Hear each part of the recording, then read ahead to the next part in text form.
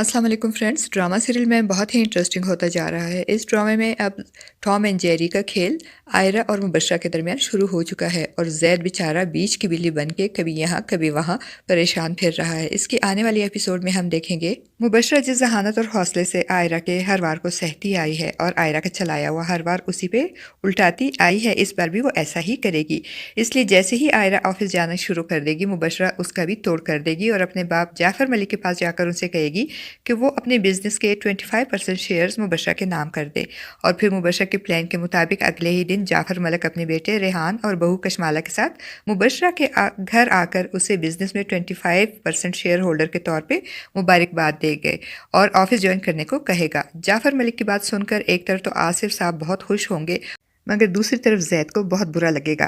मगर जैद के साथ साथ आयरा की तो जैसे जान ही निकल जाएगी और फिर इसके लिए वहाँ बैठना मुश्किल हो जाएगा और वो वहाँ से चली जाएगी। और आयरा के इस तरह मूड ऑफ करके महफिल से उठ जाने पर जैद भी आयरा के पीछे पीछे वहाँ से चला जाएगा और आयरा को मनाने की कोशिश करेगा तो आयरा जैद पे भी तंज करने से बाज नहीं आएगी और कहेगी कि तुम यहाँ क्या कर रहे हो मेरे पास, जाओ अपनी अमीर बीवी के पास। आसिफ साहब यानी जैद के वालिद मुबशरा की इस कामयाबी पे बहुत खुश होंगे और मुबशरा को दाद देते हुए कहेंगे कि तुम्हें ऑफिस ज़रूर ज्वाइन करना चाहिए। और आसिफ साहब चूंकि मुबशरा के सेक्रीफाइसेस और आयरा के एटीट्यूड को देखते रहे हैं इसलिए वो आयरा को भी समझाते हुए कहेंगे कि वो ना चाहते हुए इस घर में इसको अपनी बहू बनाकर लाए हैं, इसलिए बेहतर यही है कि वो घर का फ़र्द बनकर रहे, ना कि इन्हें नीचे दिखाने के मंसूबे बनाती रहे। और आसिफ साहब चूंकि चाहते हैं कि मुबशरा जैद के साथ ऑफिस जाए इसीलिए वो नाश्ते की टेबल पर जैद को कहेंगे कि वो चूंकि आज जल्दी जा रहे हैं इसलिए जैद मुबशरा को अपने साथ ऑफिस लेकर आए। और आयरा जब मुबशरा को जैद के साथ ऑफिस जाते हुए देखेगी तो गुस्से से जल भुन जाएगी और ऑफिस जाने से ही इनकार कर देगी,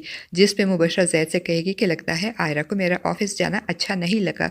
जैद खुद मुबशरा के ऑफिस ज्वाइन करने से बहुत परेशान होगा क्योंकि आयरा ने मुबशरा के अंडर ऑफिस में काम करने से साफ इनकार कर दिया है। जैद के समझाने के बावजूद आयरा कुछ भी समझने को तैयार नहीं होगी और आयरा की नाराज़गी से जैद बहुत परेशान होगा। और जैद का वालिद भी जैद को ही बातें सुनाते हुए कहेगा कि आयरा हमारे घर में बहू बनकर और फैमिली मेंबर बनकर नहीं आई बल्कि वो हमें नीचे दिखाने और अपने भाई की मौत का बदला लेने आई है।